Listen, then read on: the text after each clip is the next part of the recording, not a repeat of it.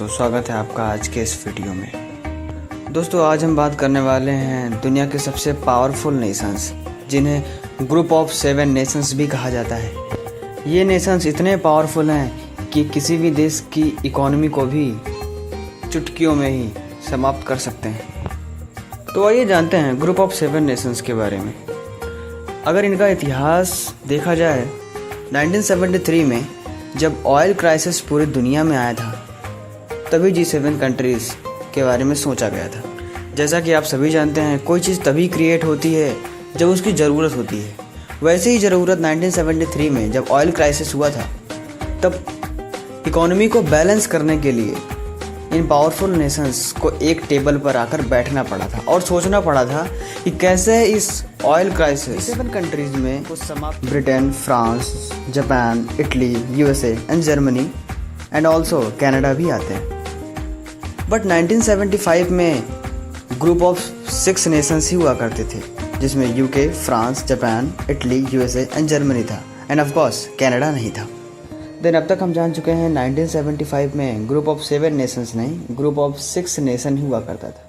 That means Canada उस समय member नहीं था। उस समय इन नेशंस का एक ही काम था, ऑनगोइंग ग्लोबल कॉन्फ्लिक्ट्स को साइड में रख दुनिया की इकोनॉमी को बचाए रखना, ऑल्दो ग्लोबल रिसेशन से भी दुनिया को बचाना। ग्रुप ऑफ 6 नेशंस की शुरुआत 1973 में तो हुई थी, लेकिन इसकी पहली मीटिंग 1975 में हुई, जो कि फ्रांस में हुई थी। फ्रांस में हुई इस ग्रुप ऑफ 6 नेशंस की मीटिंग के बाद ही ये डिसाइड हुआ कि हर साल दुनिया की ये 6 पर कैपिटा इनकम मीन्स प्रति व्यक्ति आय को ज़्यादा रखने वाले नेशंस को हर साल एक साथ टेबल पर ज़रूर बैठना चाहिए और ग्लोबल इशूज़ को एक ही टेबल पर सॉल्व करना चाहिए। एंड जून 1976 में कनाडा भी ग्रुप ऑफ 6 नेशंस का मेंबर बन गया।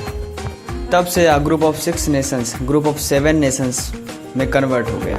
तो अब तक हम जान चुके हैं ग्रुप ऑफ 7 नेशंस यूरोप और नॉर्थ अमेरिकन कॉन्टिनेंट को ही कनेक्ट करता था। असल में ग्रुप ऑफ 7 नेशंस सिर्फ अपने फ़ायदे के लिए ही दुनिया का यूज़ किया करता था, चाहे वो ट्रेड में हो, सिक्योरिटी में हो, डेवलपमेंट में हो and anything else. But America को G7 कंट्रीज़ के साथ ही एक्सपेंड करना था, और ऐसे ही एक घटना हुई 1998 में, जब G7 कंट्रीज़ के साथ सेपरेटली मीटिंग की रशिया ने, और रशिया के पास भी G7 कंट्रीज़ की तरह ही GDP और पर कैपिटा इनकम भी हाई थी। सो अमेरिका और यूरोपियन कंट्रीज़ ने G7 को एक्सपेंड करके रशिया को इंट्रोड्यूस किया और G7 G8 में कन्वर्ट हो गया। सो अब तक हम जान चुके हैं कि G7 कंट्रीज जिसकी आज हम बात कर रहे हैं, वो पहले G6 हुआ करता था और बाद में G8 भी हुआ 1998 तक।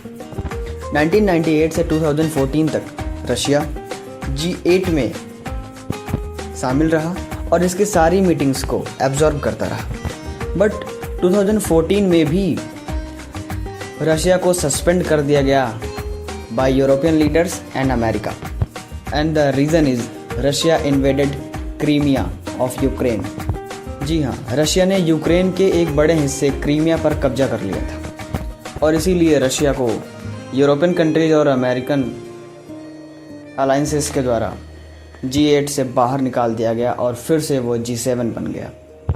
साल 2019 में डोनाल्ड ट्रंप ने, अमेरिकन प्रेसिडेंट ने, रशिया के रेजिग्नेशन लेटर को भी डिसमिस करते हुए रशिया को ऑफ़र दिया था कि आप G8 में फिर से मेंबर बन सकते हैं। बट पुतिन ने 7 कंट्रीज में सबसे बड़ी GDP अमेरिका की ही है, that is $30 trillion. G7 countries की सबसे बड़ी बात यह है कि यह पॉपुलेशन में सबसे कम बट GDP ग्रोथ सबसे ज़्यादा है। अगर G7 कंट्रीज़ की पॉपुलेशन की बात की जाए तो 780 मिलियन, जो कि वर्ल्ड की 10% ही पॉपुलेशन कवर करती है, बट वर्ल्ड की 50% नेटवर्थ को कंट्रोल करती है। दैट मीन्स 10% आबादी 50% पैसे को कंट्रोल कर रही है। एंड डोंट रिमेंबर, ये मैं दुनिया की पर्सपेक्टिव से बात कर रहा हूँ। और G7 कंट्रीज़ हर बार गेस्ट कंट्रीज़ को ज़रूर इनवाइट करती हैं। ऐसे ही साल 2005 में इंडिया को इनविटेशन आया था G7 कंट्रीज़ के से। साल 2005 में इंडिया को as a guest G7 country में इनविटेशन दिया गया था। तब से साल 2019 में under PM Modi leadership France ने इंडिया को G7 कंट्री में पार्टिसिपेट करने के लिए इनवाइट किया था। तब से रेगुलरली इंडिया को G7 कंट्रीज़ के थ्रू इनवाइट ज़रूर किया जाता है। सो आई होप आपको ये पूरा आर्टिकल समझ में आया हो। एंड हाँ, चैनल को सब्सक्राइब और वीडियो को लाइक करना ना भूलें। तब तक के लिए